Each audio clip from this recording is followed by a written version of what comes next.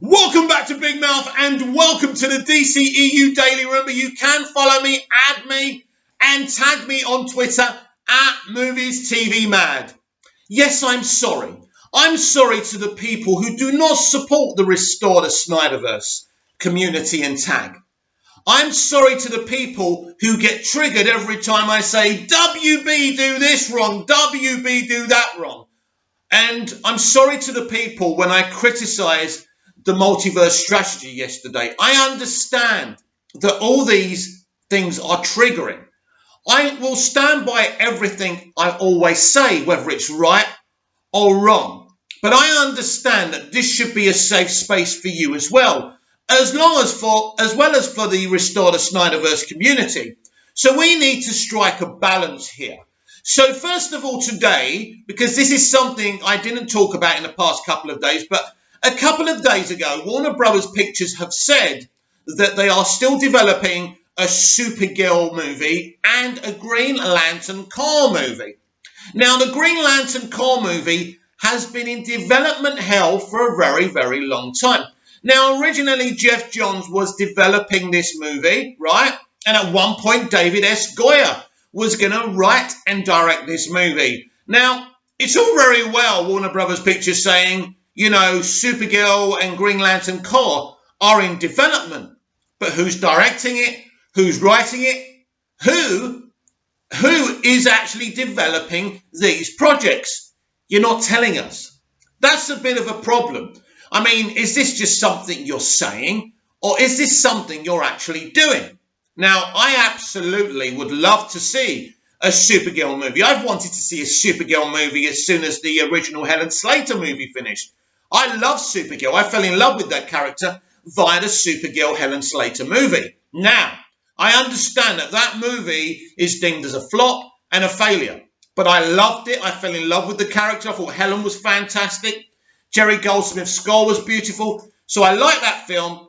I love the Supergirl character. This is why I'm so frustrated at the missed opportunity with the Supergirl TV show over on CW with the Arrowverse starring Melissa Benoist. Could have been an awesome and epic show. And so there's nothing, as a DC fan, I want more than to see the Central Universe tackle a Green Lantern movie and a Supergirl movie. So now let's go back to the discussion I was having yesterday about the multiverse strategy. I was saying it's in the wrong hands. These people are incompetent. They're not capable of doing it. That was wrong. I stand by everything I always say. I was acting on maybe a temper, on frustration, on what's going on with the lack of any kind of motivation to restore the Snyderverse, because I think Snyder deserves to have his universe restored. But it's a very complicated issue. And I really don't have any right to say that Walter Hamada isn't capable of pulling this multiverse strategy off. Because Walter Hamada, no matter what we think of him, right, and I shouldn't really be thinking anything negative about him because I don't know what he's done and what he hasn't done. All I know is that he joined as DCEU film president, DCU film president in the middle of the development and the production of the Aquaman movie. He steered that ship home. That movie made over $1 billion. Shazam made a profit. It was loved by families and children. I know that, as I said yesterday. My nephews and nieces adore that film. I adore that film. Joker movie was a big success, no matter if the studio and Walter had 100% faith in it. Doesn't matter. It worked. It did well. It made over $1 billion. But it is true that most of their movies have been made on a budget, a low budget, since Walter took over. And you've got to spend money on these movies. Now, it's been okay with these movies thus far. And so we have got a multiverse strategy, a Flashpoint movie to look forward to. So I don't really want to discuss if that movie is looking to burn down the Snyderverse or not. We've already discussed that. I'm here now to be a balanced kind of narrator for the people who are excited for the Central Universe and are excited for the future and maybe don't support the Restore the Snyderverse hashtag and don't really care about the Snyderverse. I do care about the Snyderverse. I think Zack Snyder's Justice League Snyder Cut was a sensational film. I want to see more. And today I think we're all going to be re-binging that movie and basically hashtagging Restore the Snyderverse. So that's exciting. The ambition is for 2 million tweets. I don't know if that's possible. We shall see. But let's talk about the plan. The plan is simple, and it's this. Now, in terms of the concept of the plan, this is why I was really excited from the very beginning about this, because this pretty much says after Flashpoint, everything is canon. It doesn't matter what you've seen in live action DC 30 years ago, 10 minutes ago, it will all be canon because they're going to break the walls down of the multiverse. That's exciting. Now, what is the motivation here? The motivation is, by doing a multiverse strategy, is to say that you can have a black Superman, maybe on another Earth you could have a black Supergirl, but the whole point is to focus on 2 universes for now. Matt Reeves, the Batman universe, and the central DC universe. Now, what I've been told is, and I think what we've all been told about this, the main focus will be on the DCEU, right? Earth 1. But what Earth 1 basically means is that people can come from other Earths and kind of come into Earth 1 and actually become canon in Earth 1. So the multiverse strategy is really, really exciting. Now, can Walter Hamada pull this off? I said he couldn't yesterday, but I am going to kind of put some more meat on the bones of this. As I say, we're going to have a conversation with a bit of a balance. And the balance to this is, the meat on the bones of this is, that Walter Hamada has had a very successful career.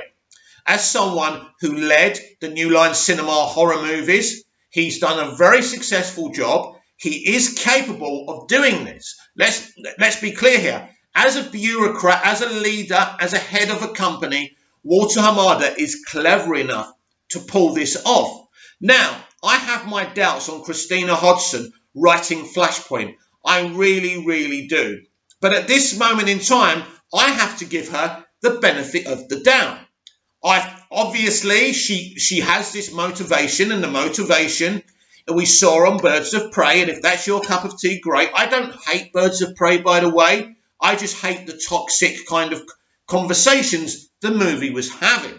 In terms of the film, it was somewhat entertaining, and it was quite good. It was okay. Not the best thing I've ever seen, but it was okay. Are we heading for a DC Central Universe that's going to be okay? Well, it can't just be okay.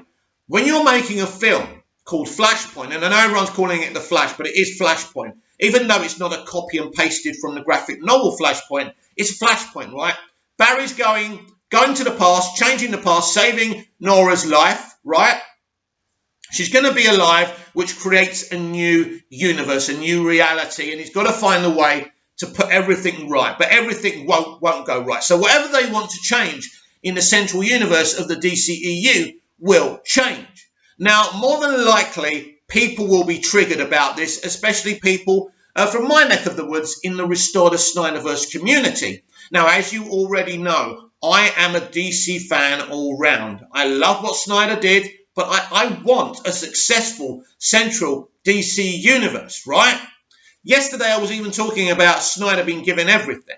Now, that would be cool with me. That would be okay. But can Snyder please everyone? He can't. This is the issue. Because, look, as I say, this is about balance. This is not about me hating on Zack. I love Zack as a person and as a creative. But can Snyder please everyone apart from the fans in the Snyderverse community? So he would please me because I like what he's done thus far. But can he please the families? Well, this is an interesting situation, actually, because if you look at Zack Snyder's Justice League Snyder Cut, actually, despite it being an R-rated movie, it's kind of family-ish. It's kind of friendly and funny in places as well. So it's kind of interesting. So I think he has got the capabilities of making those kind of films, but it's not his comfort zone. It's not what he wants to do. He wants Wonder Woman to chop off Steppenwolf's head. He likes seeing evil Superman now and again, right? And as long as you take him down that journey, which was the plan for Justice League 2 and Justice League 3, that's perfectly fine. But there's always going to be a situation with the hardcore DC comic book fans and the normies where Snyder may not be able to please those people. Now, of course, the Snyders could run the central DC universe and give certain directors certain films, family films. You could do that.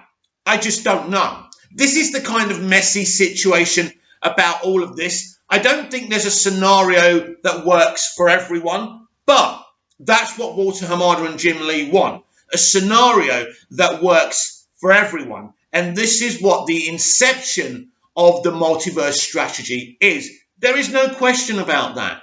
So we don't have a crystal ball here. We don't know. Now let's look at Warner Media as a company since they've taken over. They've greenlit the Snyder Cut. Godzilla versus Kong is a huge success. Everyone loves that movie. I love that movie, right?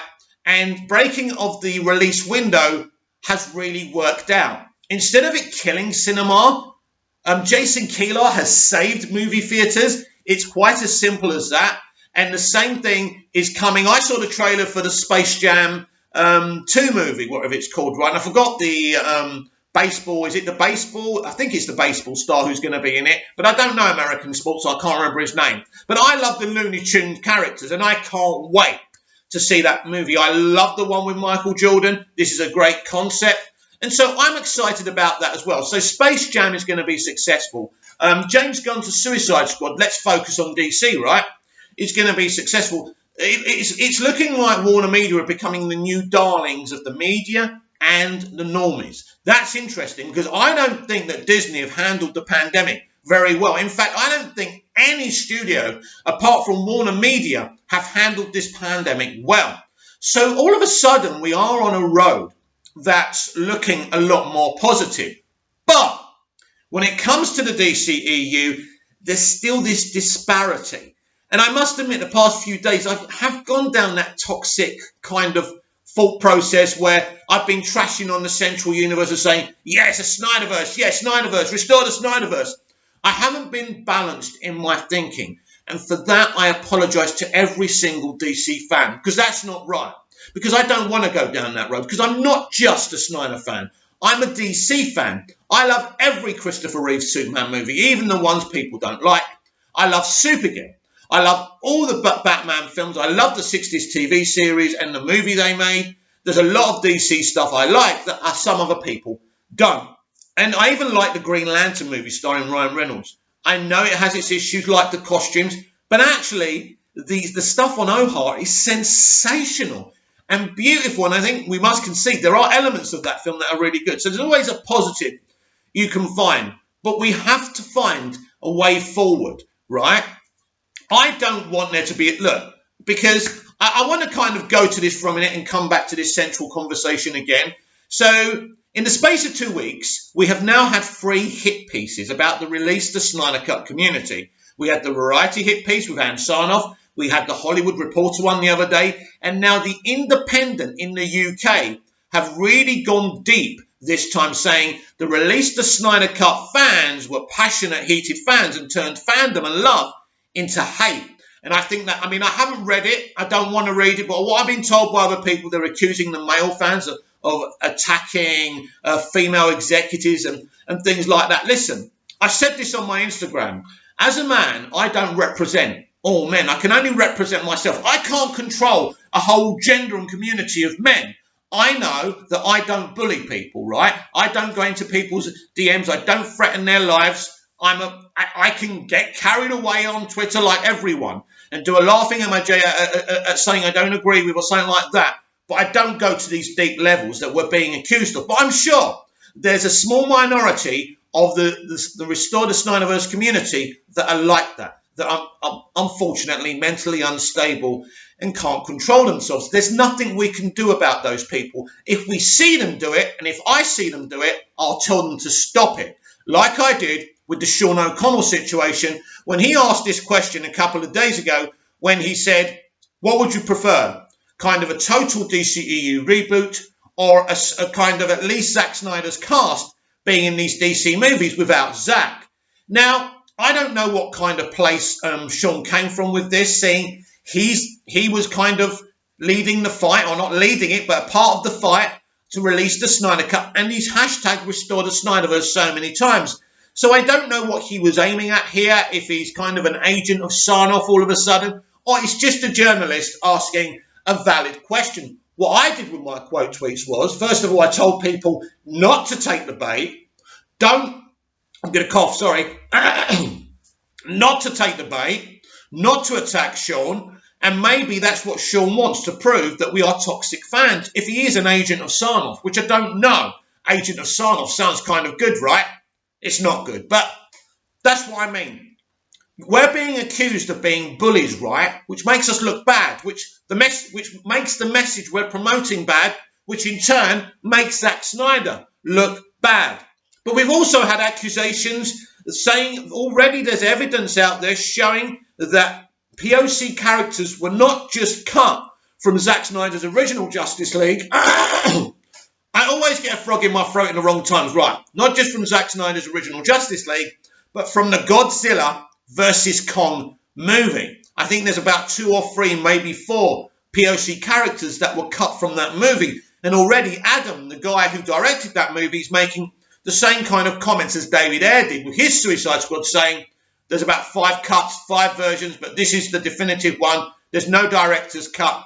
It seems like Adam is being the good soldier, and it seems like WB Pictures are making the same mistakes they've made in the past, right?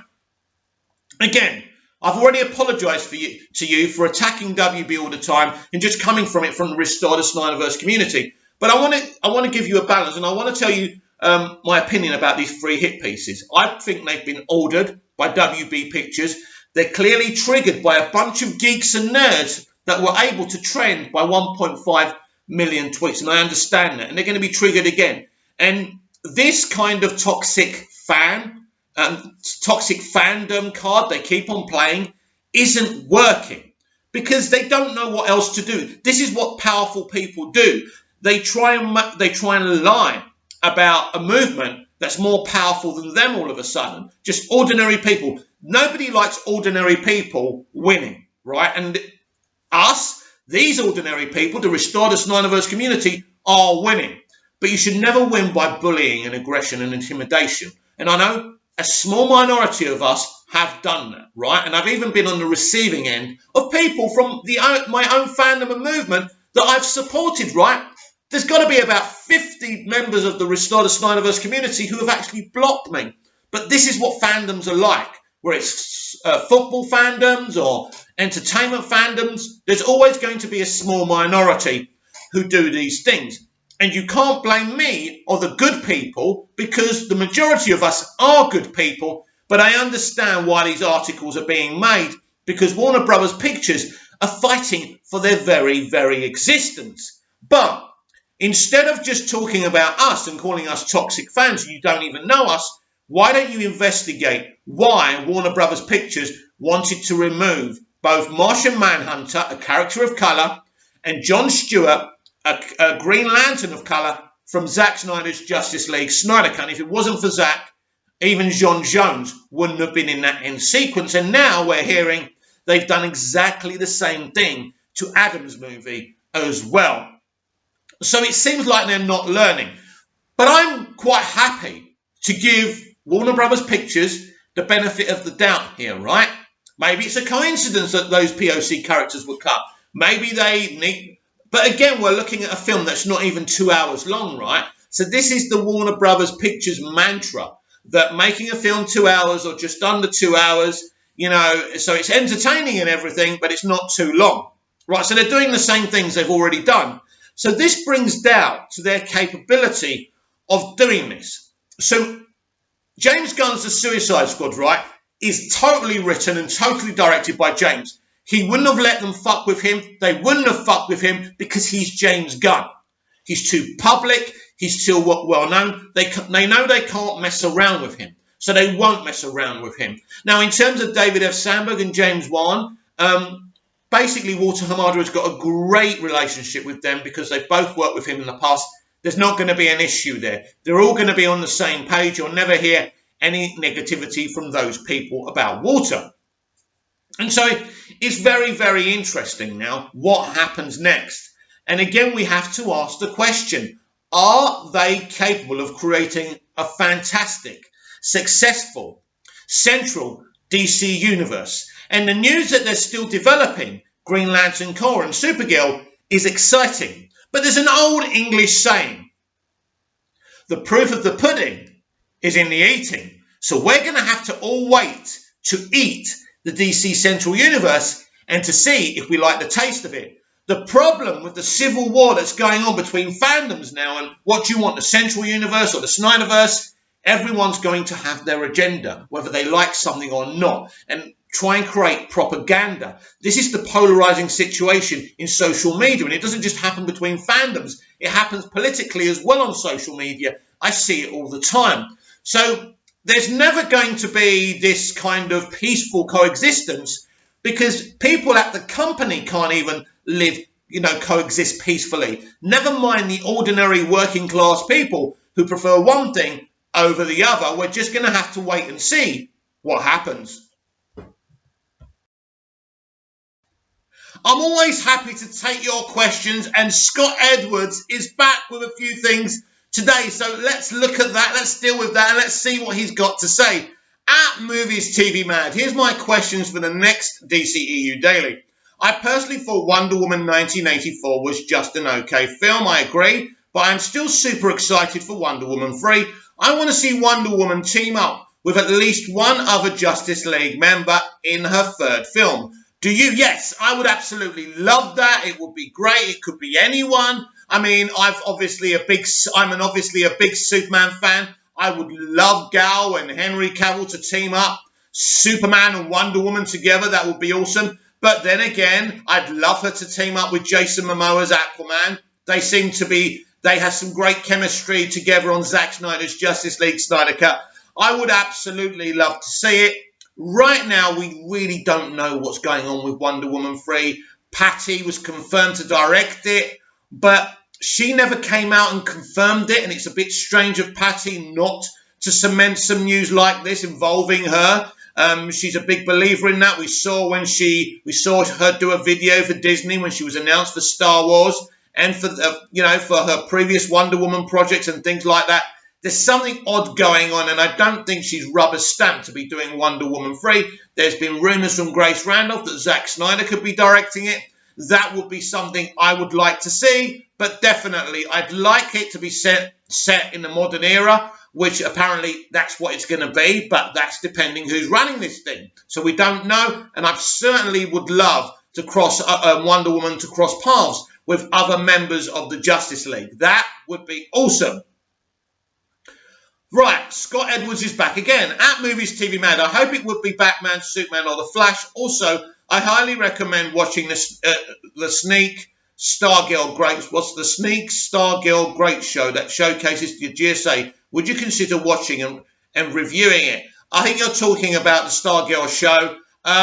It's something I do want to watch, Scott. It's just finding the time. There's a lot of stuff going on right now in my life, but yes, I would be willing to watch it and review it, and eventually I will.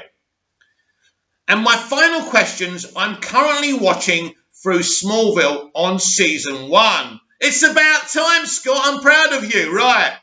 I'm currently watching through Smallville on Season 1. Really good so far. Yes, it's awesome. Can you give me a rundown of the show and seasons, your thoughts on them? Right.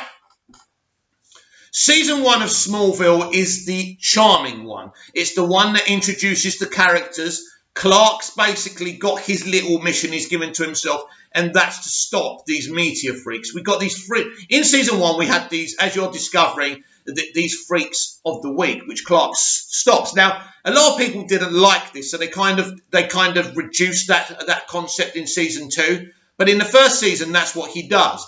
But this being Smallville, there was so many things going on in Season 1. So he meets Lex in the pilot. There's this ongoing kind of thing of their friendship developing, but Lex keeps on digging into his car crash. And the more you get into Season 1, the more awesome that becomes. And there's some brilliant episodes in Season 1 as well. There's Zero, which is Club Zero, which is really focused on Lex. Amazing episode. There's the one when the crooked cop is blackmailing Clark and he starts breaking laws for this policeman. There's that one. season 1, as I say, is the introductory season. Everyone's young. They're getting to know each other. It's a light season. We see the relationship between Clark and Lorna kind of blossoming from a distance. And obviously, Schneider's role as Jonathan Kent is so brilliant, and it works so well. It's just a charming first season. Now, season 2, without spoilers really, Scott, it's who am I? Who is Clark? Where is he from? These are the questions the character's going to be asked. He will discover things about his Kryptonian heritage and so many more things. There's a lot of things. There's some great episodes in season 2. Look out for an episode called Rosetta. If you're a Superman fan, this episode will be very special for you. So season 2 is a really good season. It's a different season. It goes into the Superman lore a lot more. Now, Smallville season 3 is a darker season.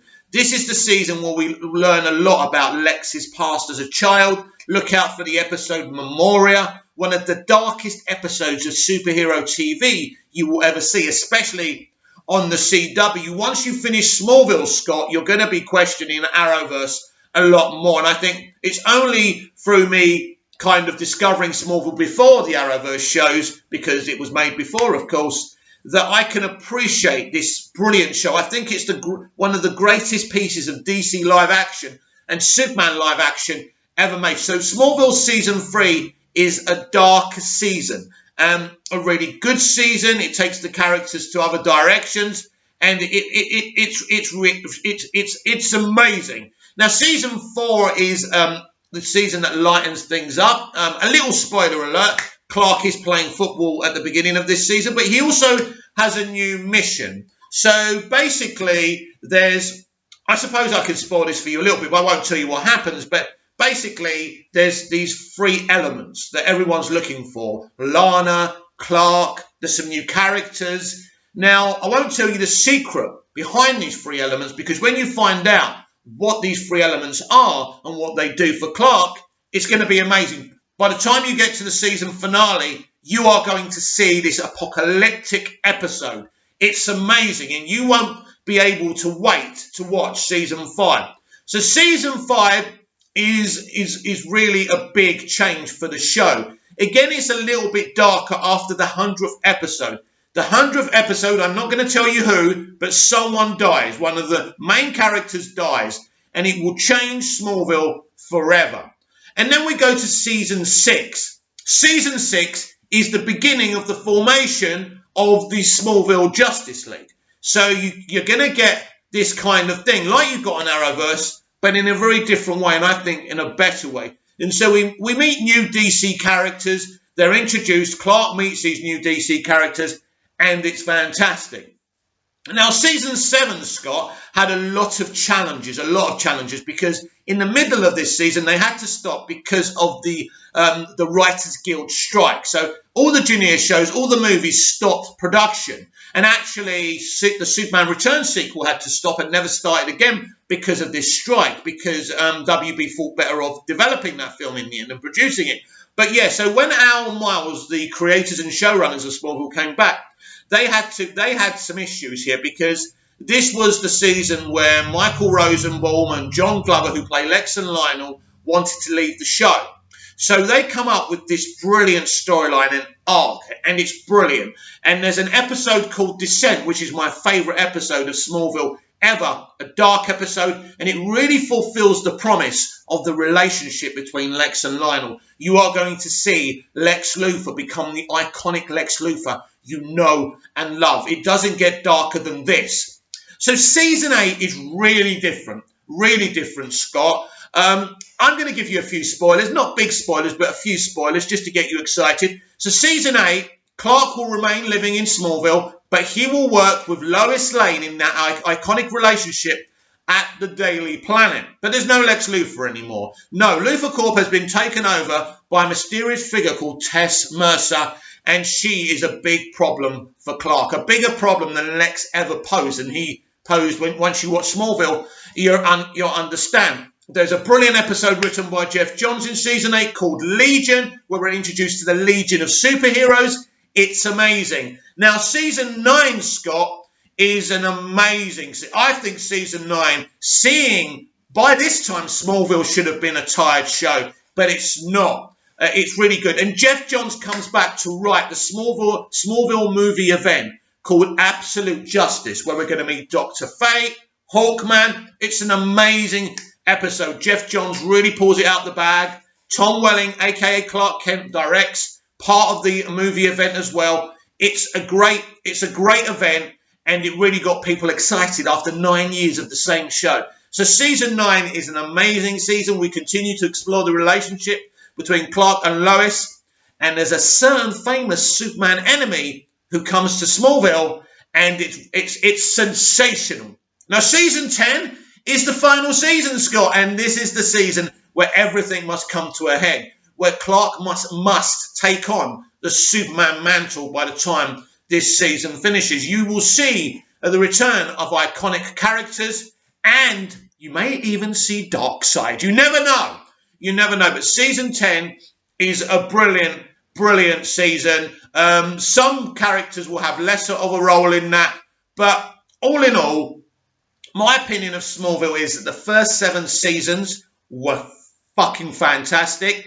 I think the final 3 seasons had some issues for me, but they're still awesome because Alan Miles weren't running it anymore. Kelly and Brian were, who were kind of the people who wrote a lot of Smallville from season 2 onwards, but they're great. But I think all in all, I can call Smallville an iconic, epic, beautiful show, Scott.